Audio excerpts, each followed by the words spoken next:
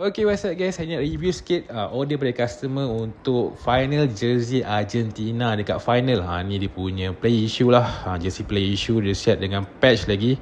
Dan saya buat mesh details je. And then kita boleh nampak patch dia, patch gold melambangkan bekas juara, dan ada legacy patch yang melambangkan main 5 Piala Dunia dan ke atas. Dan ini pula adalah patch untuk Golden Ball tahun 2022 yang dimenangi Messi last edition World Cup. Yang best lah dapat jersey ni untuk melambangkan last dance Messi di Piala Dunia. Ni name set dia. Tapi saya ada satu lagi request daripada customer untuk buat jersey Argentina Messi.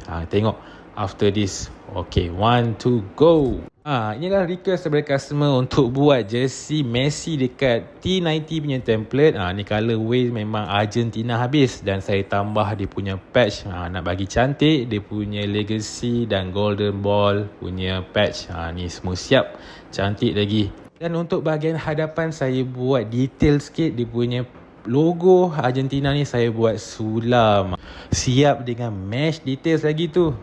Cantik kan? So jersey T90 ni macam kategori fantasy kit lah, sebab Argentina tak pernah pakai Nike, pakai Adidas sahaja. Tapi manalah tahu kalau nasib Argentina macam Germany ke kan, sebab dia tukar Adidas ke Nike. Okay, kita try dulu jersey Argentina ini. So, saya bertinggian 175 cm dan berat 120 kg, pakai double XL, dan ini adalah pit 22.5. So, korang kalau nak jersey macam ni juga boleh komen nak dan follow account Gold Liga. Okay, thank you guys.